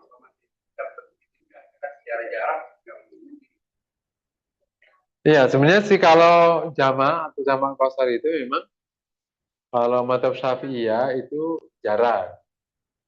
Tapi kalau mazhab Hanabilah itu kondisi. Apakah dia masuk kategori musafir atau enggak musafir? Cirinya bekal. Tapi kalau kasusnya Bekasi ya enggak. Kasus Bekasi itu bukan, emang nggak bisa jama kan? Nggak bisa jama qashar. Jadi kalau kasusnya maghribnya di tengah kereta, gimana kasusnya? Langsung dipecahkan solusinya. Bakal kelewat. Dia berangkat dari mana? Nah, sholat maghribnya di mana? Berangkatnya pada asar dari Jakarta. Nah, itu namanya ngawur. Udah tahu mau maghrib, kenapa naik kereta? Jadi harus paham ya, fikih kemudahan ini bukan berarti menjadi tempat kita digoda setan. Jadi gini, naik kereta itu nggak mundur seberapa jam. Beda kalau yuk kereta luar kota. Ini beda-beda loh cara ngukurnya. Kalau kereta di dalam kota, kasus ini nggak boleh. Dia kalau naik dosa. Paham? Udah tahu seberapa jam. Mau maghrib. Dan keretanya itu dia maksain naik. Ya dosa. Sama aja kalau sengaja ninggal sholat maghrib. Atau enggak, aku nggak mau, biar lumayan lebih cepat. Nanti aku naik dari kota, pas maghrib aku turun di Tebet. Ya boleh turun di Tebet. Sholat maghrib di Tebet. Tapi boleh gak jamak? Nggak bisa. Kecuali gini kasusnya. Kecuali asar berangkat, terus macet, Anda nggak bisa keluar dari jalanan. Nah itu kena jamak. Bisa. Iya, maksudnya ini mobil nggak bisa keluar dari itu, jamak boleh. Atau naik kereta panjang, memang udah jamak kan. Tapi kalau case-case yang dalam kota, nggak ada case-case-nya, paham ya? Jadi nggak ada hak jamak di sini. Pertama, dia juga masih bisa sholat pada setiap stasiun yang dia lewati. Kedua, jaraknya tidak panjang. Dan kereta juga banyak. Nggak ada mudarat kalau nggak naik kereta yang jam 5 seperempat tadi. Nggak diamuk sama istri. Kecuali gini, nanti kasih beda lagi. Kalau sampai kamu nggak nyampe di rumah jam 6 seperempat, ya boleh jamak. Karena ada semacam masyakoh cerai atas kasus perjalanan dia. Paham ya? Kalau sampai kamu nggak ada tenor serapat, beda lagi dulu. Itu bisa jamak, bisa apa? Itu namanya al-hajat taqum maqam darurat. Hajat bisa menempati maqam darurat. Wallahu a'lam. Nah, Bu, iya, Bu. Kalau pada saat sholat clear gitu, batal Iya, iya. Iya, sambil berdiri kadang, Mas. Iya. Kalau masuk kategori namanya naksan. Naksan itu kayak dianggap ngantuk, itu enggak. Kalau saya clear. Tapi saat klip lama, Misalnya duduk, sekal. Berarti ada namanya itu naksan, ada namanya naum. Kalian tuh ngantuk. Ngantuk saya kayak jeglukan gitu, itu belum. Itu belum dianggap karena Bapak ya gitu. jangan-jangan cuma kayak gitu. Kalau sebentar biasanya nggak lupa. Iya, itu kalau kalau sebentar namanya yasir itu maafu, nggak apa-apa. Tapi kalau yang lama ya batal itu. Allah.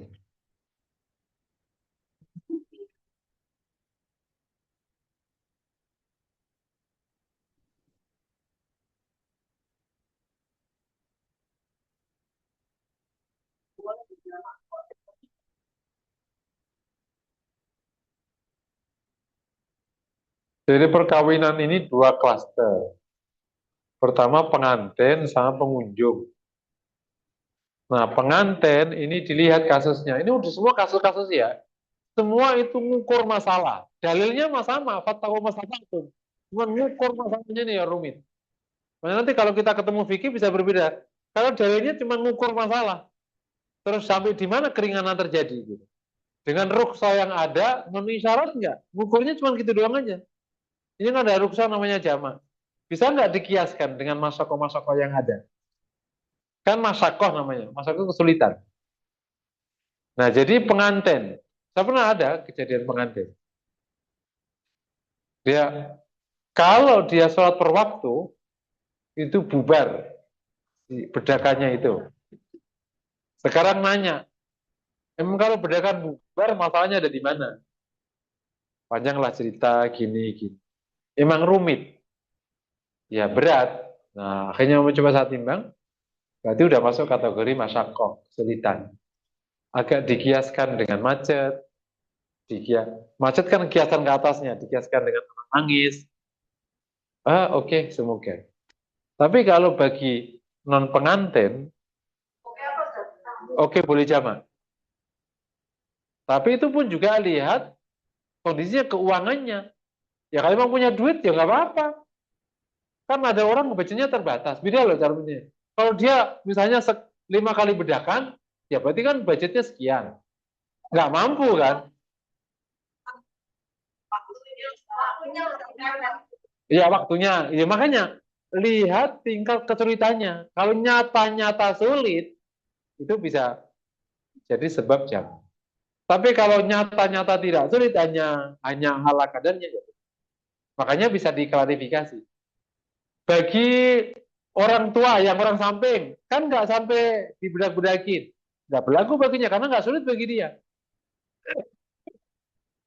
Bagi pengunjung, apalagi nggak ada urusannya.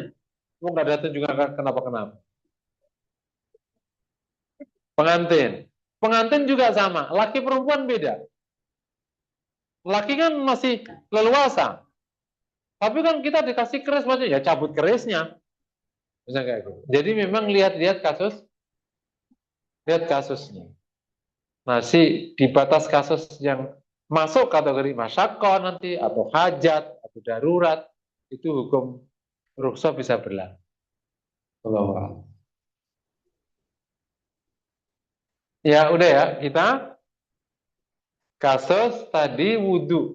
Sudah ya, tadi istinja, kasus wudhu, sudah nyangkut ke kasus sholat sedikit. Jadi wudhu tadi ya, namanya wudhu dalam kondisi ada anggota tubuh wudhu yang tidak bisa. Jadi caranya dengan wudhu sebisanya terus tayamum. Tapi kalau nyata-nyata emang tidak bisa akses air, karena emang semua anggota tubuh kena semua, kayak kena ke, berarti langsung ke tayamum ya, ini sudah fattakullah mastata'tum, sudah semua. Kalau udah kayak gitu ya sudah semua. Dan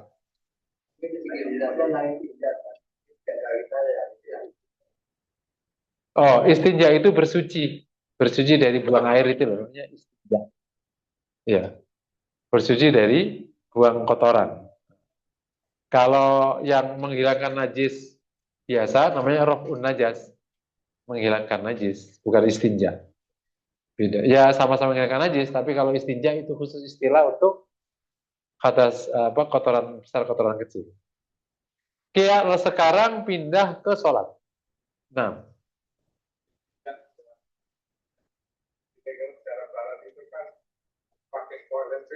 meter Toilet untuk kering. Solusinya menggunakan tisu yang ada. Nah, ini memang menarik. Ini menarik. Syafi'iyah itu nggak mengizinkan. Tapi kalau kita pikir yang lain, itu dianggap dikiaskan dengan batu. Kan bersuci di sunnah itu cuma dua, air atau batu. Jadi tisu dikiaskan dengan batu. Jadi kalau nggak memungkinkan menggunakan air, berarti langsung tisu itu. Cuman, nah ini menariknya, syarat bisa menggunakan batu itu jika najisnya nggak keluar kecuali dari bolongannya. Kalau agak nyiprat ke sana kemari, udah nggak bisa pakai najis. Berarti udah nggak bisa pakai tisu. Berarti harus pakai air. Nah, saya tanya ke orang Jerman. Jerman itu kan dulu sama sampai sekarang, tapi sekarang sudah mulai ada di pojok udah dikasih air.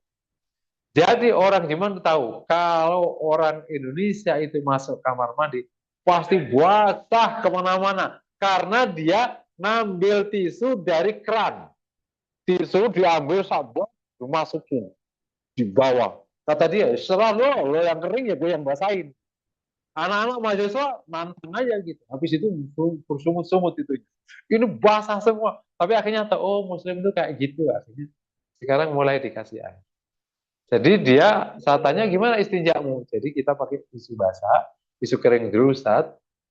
Jadi memang akhirnya ngambil tisu banyak. Tisu kering dulu, dah habis itu baru dikasihkan ngambil air tisu basah. Yaudah akhirnya pakai air yang tisu. Udah selama 7 tahun ya dia begitu. Makanya dia menghindari kalau mau bepergian tuh di rumah harus sudah busa air dulu, kalau pipis dulu apa-apa jangan sampai nanti ketemu di jalan. Sampai segitu. Atau bawa ya macam-macam akhirnya punya teknik. Tapi kalau nggak pakai tisu itu, tapi pastikan kalau pakai tisu itu nggak keluar kemana-mana, persis di bulan. Kalau agak ngocor ke sana kemari harus sudah pakai air. Allahu a'lam. Iya, di beberapa negara Eropa sekarang belum familiar air, tapi sudah mulai ada satu dua yang di Singapura itu di restoran yang paling pojok selalu dikasih air biasanya. Di tengah dikasih ya. Lanjut ya, sekarang pindah ke sholat ya. Nah, sholat standarnya sama ya. Semua orang wajib sholat dengan lengkap termasuk menghadap kiblatnya, syarat rukunnya, dan lain-lain. Pada kondisi tidak mampu itulah diberlakukan tindakan sesuai dengan ketidakmampuan. Ini enggak, aturan bakunya persis tindakan ketidakmampuannya. Contoh tadi ya, misalnya ada orang memang nggak bisa rukuk normal. Ini jangan langsung ke yang sujud ya. Ada kan yang punggung yang udah nggak bisa lurus ya. Kan ada yang gini nih. Apa itu namanya? Ya, pokoknya akhirnya gini ya. Ya, berarti bagi dia rukuknya begitu. Bukan nggak rukuk. Ya udah, dia rukuknya sahnya segitu sih. Kalau orang normal nggak sah rukuk begitu. Masa rukuk begini kan nggak sah. Tapi memang dia mampunya begitu. Emang gitu ya? Nggak bisa ke sini ya? Sakit. Terus sama. Nggak bisa sujud sempurna. Sama. Kasusnya apa biasanya? Nggak bisa nekuk. Ya kayak gitu. Oh ya, nggak bisa begitu. Berarti ya sujudnya di bawah rukuk dikit aja.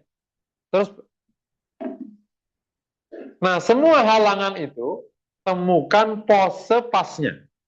Di sini udah nggak ada aturannya. Aturan harus gini enggak. Semua halangan itu temukan pose pasnya. Misalnya, karena kau vertigo, nggak bisa sujud. Rukuk juga nggak bisa. Berarti duduk bisa. Sambil pegangan. Atau berdiri masih bisa. Nah, berarti sholatnya duduk sambil pegangan. Itu kira-kira. Jadi menggunakan asal gini, sujud gini lagi. Udah gitu doang. Ternyata nih, masing-masing orang beda-beda. Gini dikit aja udah nggak sanggup. Ya berarti gini doang. Terus Terus sujud lebih tinggi, lebih bawah lagi. Tapi gini nggak mampu, berarti ya gini lagi. Berarti kepalanya doang. Jadi itu namanya menemukan pose terbisanya. Udah masing-masing sudah sesuai dengan kemampuannya. Paham ya, insya Allah ya. Jadi pada kondisi ketidakmampuan itulah puasa sholat ditunaikan. Jadi kalau yang nggak bisa berdirinya, berarti dia duduk. Selebihnya berarti lengkap. Kan ada duduk, pas rukuk sujud, dia bisa lengkap. Ada orang kayak gitu ternyata. Karena masalah utamanya di berdiri. Nggak tahu itu apa kasusnya. Aku punya teman sholatnya begini. Sholatnya gini. Tapi nanti kalau pas rukuk bisa rukuk. Terus sujud bisa. Berarti itu masalahnya apa sakitnya? Enggak, dia bisa jalan. Enggak. Apa keseimbangan? Pokoknya silakanlah penyakitnya diurus masing-masing. Gitu aja gitu. Karena itu kan ada yang salah, karena beda-beda. Ada yang berdiri, berdiri kan ini sholat berdiri. Nanti pas rukuk sujud dia duduk. Berarti kan tulang kalau kayak gini. Ini sendi itu gini. Tapi ada yang duduk pas rukuk sujud dia bisa. Ini kan, ya udahlah, silakan masing-masing penyakitnya. Silakan diatur dengan posenya penyakitnya masing-masing. Iya. Termasuk kalau ada yang duduk nggak bisa. Ada yang duduk nggak bisa. Itu mau bisulan kali ya. Berarti pakai apa? Paham ya kira-kira ya. Jadi pose sholat ini semua itu berkurang sesuai dengan ketidakmampuan. Nah, di persis itu aja. Yang lain jalan normal semua. Nah, untuk sholat wajib, kalau sholat sunnah ya berlaku hukum yang sama, cuman secara praksis lebih ringan biasanya. Tapi ya tetap aja hukumnya sama, prosedurnya. Kalau dia tadi ternyata berdirinya aja, berarti rukuk sujud normal. Yang mana? Oh enggak boleh.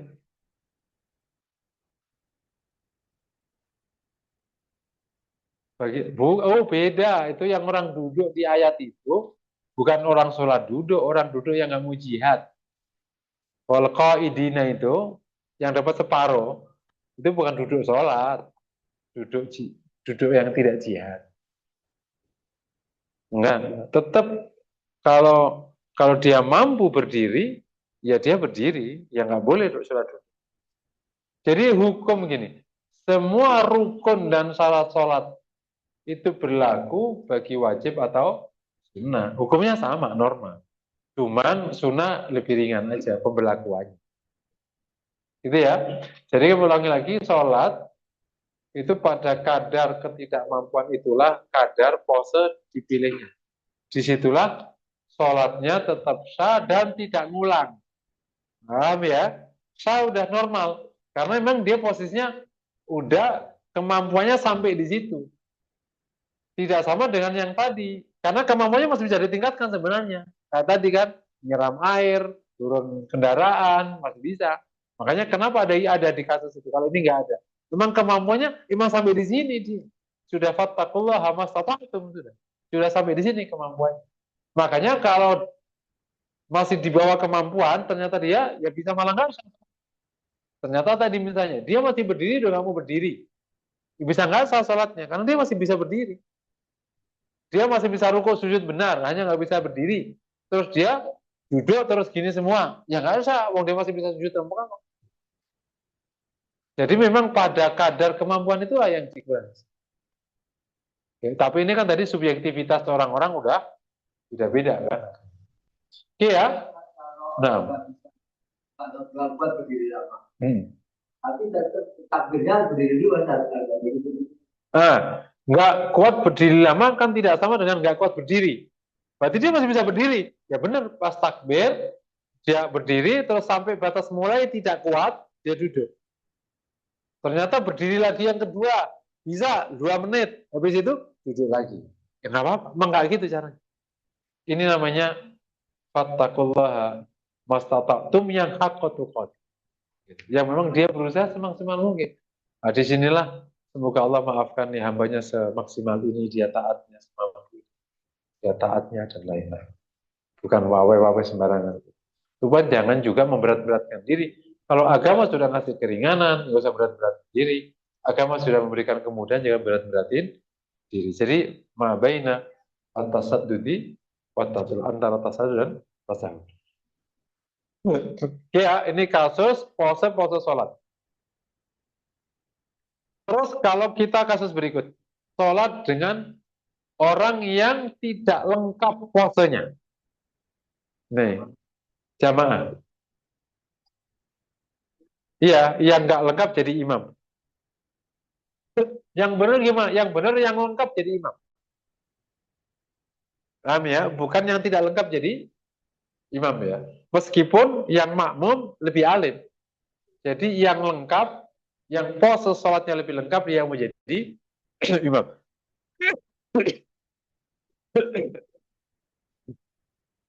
Bukan yang lengkap. Nah lanjut.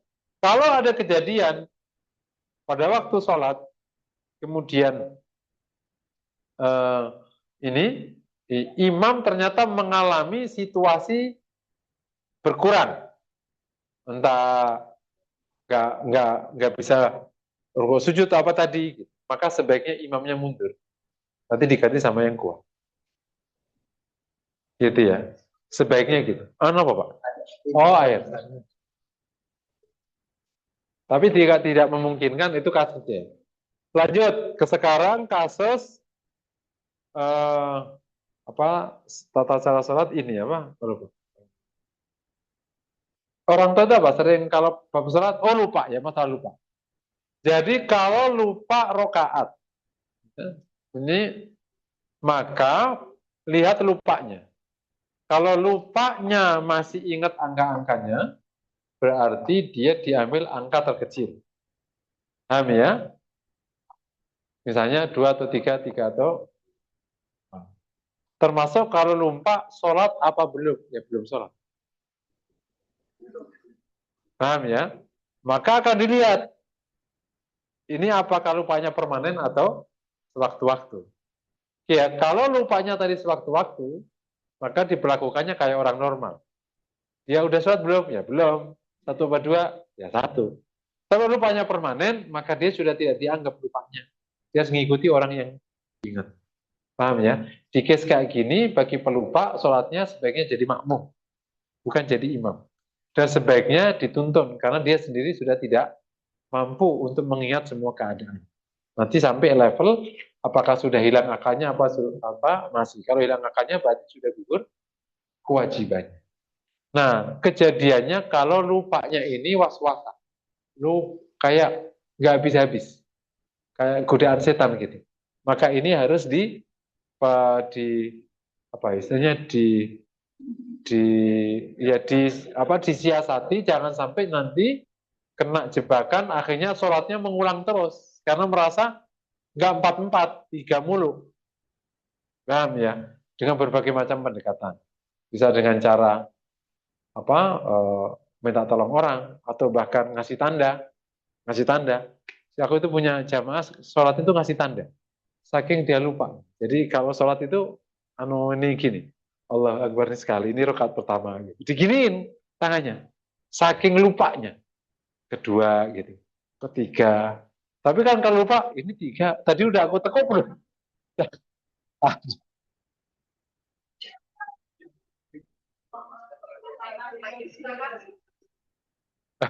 Namanya lupa. Oh sudah ditekuk apa aja tetap lupa juga.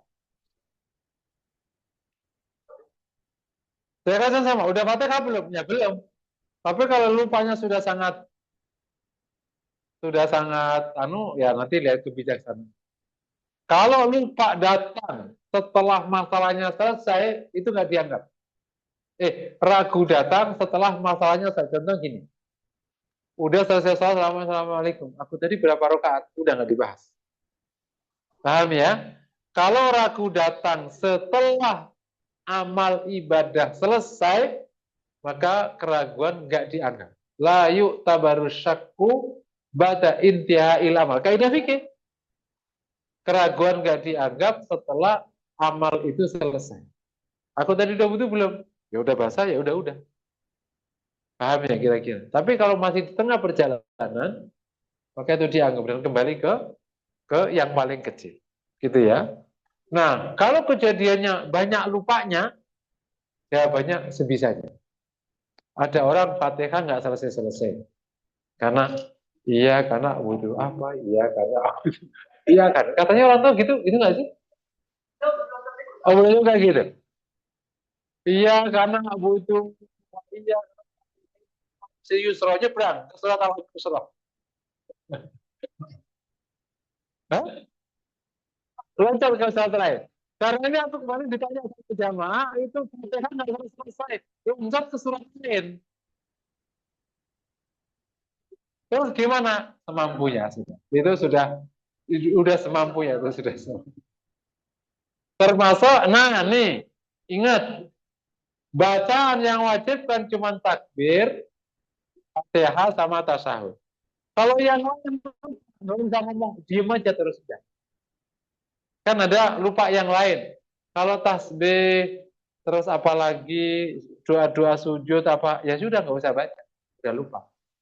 Ya jangan sampai maksain baca malah kemana-mana, gitu kan? Malah nanti bukan berdoa kepada Allah. Jadi yang perlu diperhatikan hanya 3 bacaan aja. Khusus orang tua yang lupa-lupa nih, hanya takbir, Allahu Akbar yang pertama, takbiratul ihram maksudnya. Yang kedua Fatihah, yang ketiga tasyahud akhir. Nah, bacaan yang lain kalau lupa udah diem aja nggak usah dibaca. Gerakannya tetap kalau tenang di situ kan nggak usah. Ada bisa duduk terus baca apa, udah berdiri aja lah. Paham ya? Yang wajib bacaan itu cuma 3 aja. Tasyahud, takbiratul ihram, Fatihah, sama tasbih. Nah ini aja semoga jangan sampai lupa, diinget-inget sampai doa. Yang lain lupa-lupa udah biarin aja. Tasawuf tawar sunnah hukumnya. Nah, Kalau baca surat, surat sunnah hukumnya. Udah nggak harus. Enggak ada lupa, nggak usah baca surat, terus langsung aja rukuk. Atau diem aja nggak apa-apa. Lah, kalau udah lupa itu boleh, satu kali bisa lupa.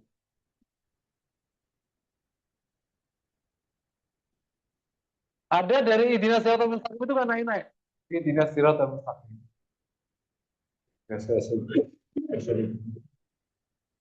Oh, Siratal Ladzina an'amta 'alaihim.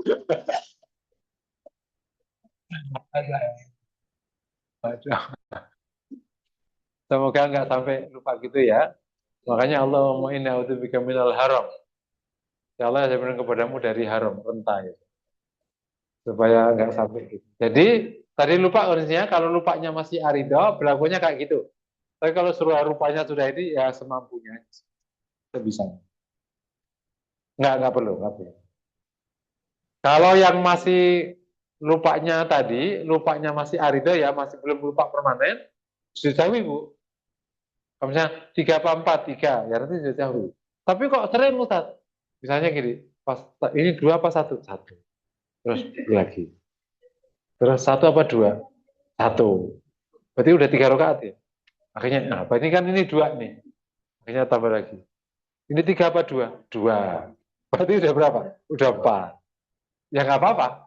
Itu kan masih belum permanen, kan masih bisa tahu. Jadi sholatnya akhirnya 8 rakaat, 7 rakaat. Sujud jauh tetap. Karena kan dia ada lupa-lupa tadi. kalau kita tidak panggil,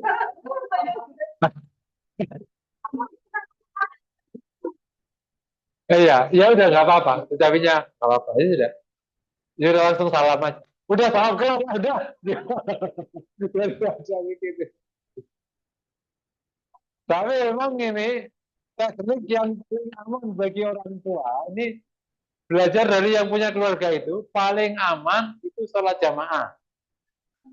Kalau nggak mungkin jamaah karena udah nggak bisa ke masjid, paling aman jamaah di rumah ada yang nemenin. Atau yang nungguin di tablet. Dua. Terus kan sudah. Ayo Sob. Hah? Nggak boleh ngomong, asistennya yang ngomong.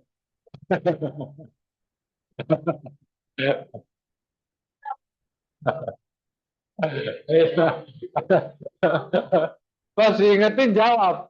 Ya, udah tahu gue. Awal.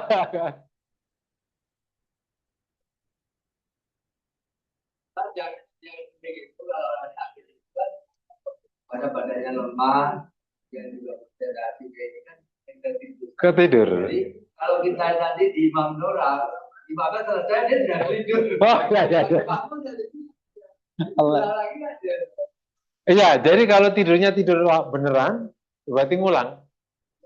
Jadi kalau saya pernah sakit juga itu, kalau kita sholat baca itu tengah itu Sudah tidur ya? ulang lagi. Ngulang lagi, wudhu lagi, ngulang lagi. Kalau jadi di imamnya selesai. Tapi Dia masih tidur. kan? Terus duduk aja gitu. Udah sholat. Oh ya, ngulang. Diimamin lagi. Dia diulangi. Itu penyakit apa biasanya? Yang tidurnya itu loh. Semua orang kalau sakit. Oh, itu pasti tiduran.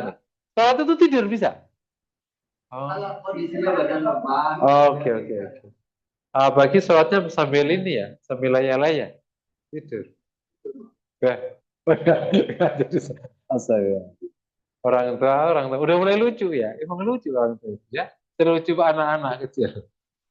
Allah. Oke ya. Jadi urusan lupa tadi ya. Nah, bagi yang tadi yang lupanya permanen berarti ya nanti bisa minta pernyataan dokter, gugur kewajibannya. Nah, kalau kita lagi sakit itu sholat ketiduran pulang lagi itu bolak-balik misalnya. Nah, sudah.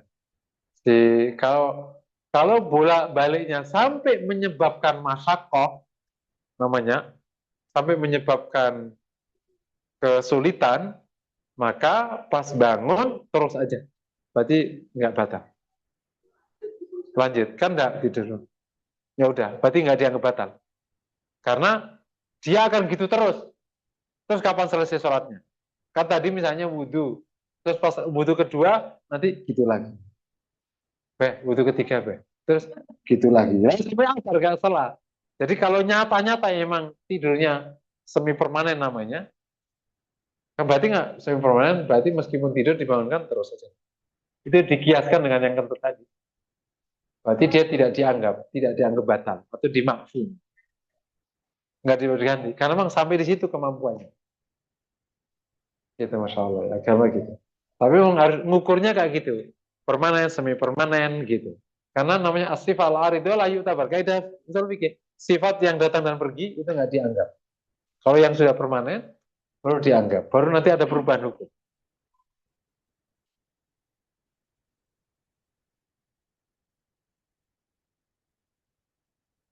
Yakin nggak bisa merupakan Wudhu Ustaz. Kemudian ya, kalau udah wudhu berarti saya kembali tak wudhu Ustaz ya. Ya, betul. Saya udah wudhu, saya udah batal belum? Yang buat saya udah wudhu dari dia. Berarti belum batal. Batal. Iya.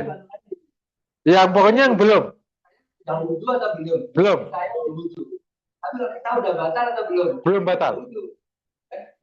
Karena yang yakin itu wudhu, yang meragunya batalnya kan. Karena keraguannya tadi tergantung keraguannya munculnya apa.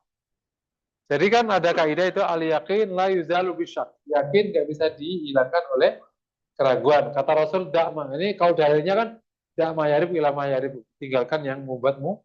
Aku sekarang aku wudhu apa belum? Berarti kan status wudhunya ragu. Berarti kembali ke hukum dasar. Berarti dia belum wudhu. Nah sekarang keraguan muncul. Aku batal apa belum? Berarti status ragunya dibatal. Berarti kan dia batal atau belum? Ya berarti belum. Berarti dia masih wudhu. Paham cara berpikirnya ya? Gampang kan? Oh belum?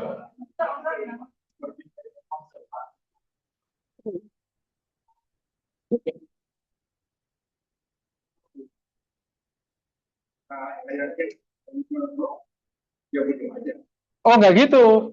Nggak gitu. Kalau beragama gitu nanti kasihan. Justru agama itu ngasih patokan supaya nggak memberatkan orang. Kalau konservatif aja selalu wudhu, bisa wudhu terus.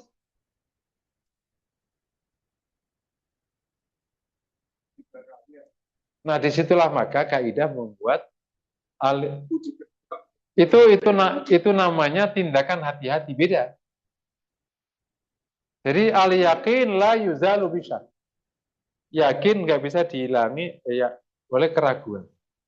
Paham ya? Jadi Anda wudhu, status wudhu namanya yakin. Yakin itu nyata.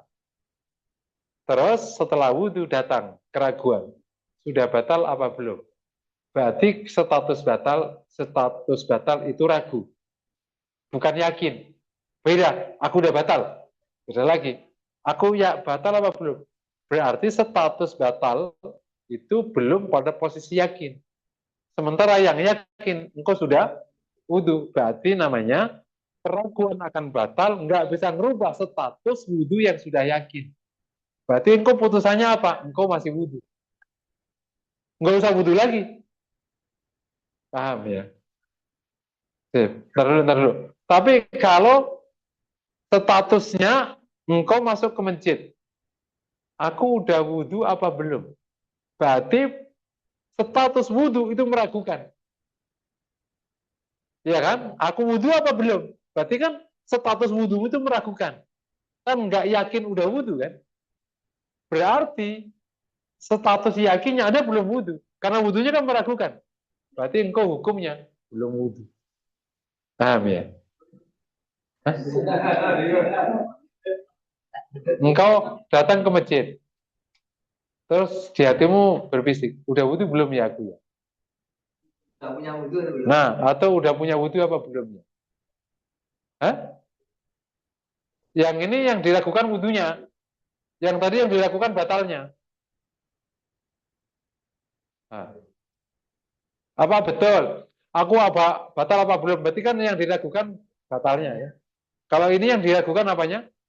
Wudhunya. Berarti kembali ke hukum belum wudhu. Soalnya ini kita harus berpagih. Memanggil kita jalan-jalan mau bisa. Ada batal belum dari itu kan? Ya belum. Nah, kalau ragu-ragu kita belum itu berarti kembali kita. Nah, Tadi misalnya tidak perlu berpikir. Sama kita dalam sholat. Tiga atau empat. Saya yakin tiga. Boleh. ya memang kalau 3 atau 4, yang yakin 3. Iya, bukan nggak boleh 4 karena 4-nya meragukan. Yang yakin kan yang nyata pasti antum sudah 3 kan. 3 atau 4 itu berarti status 3-nya yakin, status 4-nya ragu. Maka engkau kembali ke yang yakin. 3. Yang sedikit. 3 atau 4 ya 3. Iya. Gitu. Paham nggak ya? Wudhu apa belum? Batal belum? Ya belum batal. Kenapa coba? Karena status batalnya kau ragukan. Bukan meyakinkan. Itu sebenarnya kalau berpikir Pak, itu udah benar. Data nggak bisa dihilangkan pakai asumsi. Itu namanya hati-hati, boleh silakan. Cuma tindakan fikih kan nggak bisa kayak gitu. Tindakan fikih harus persis.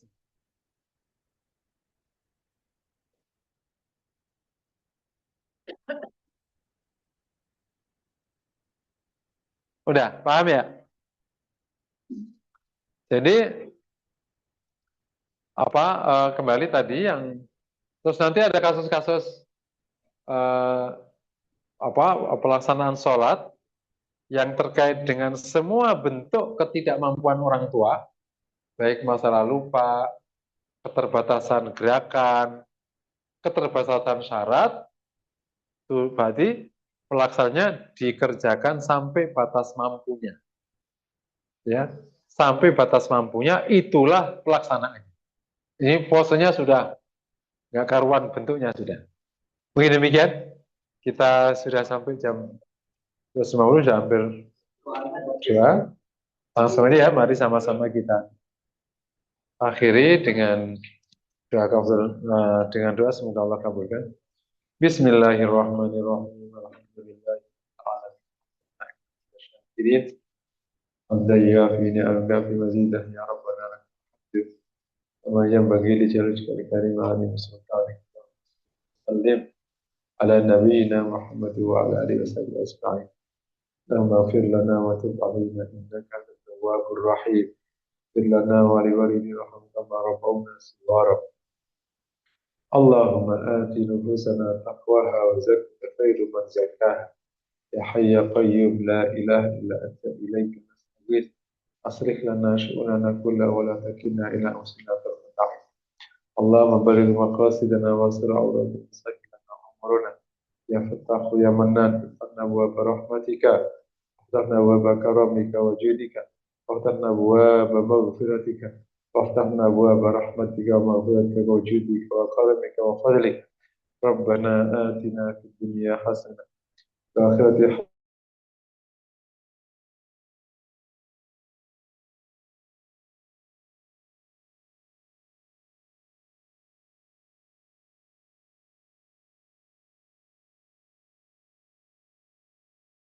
حسنة. الحمد لله.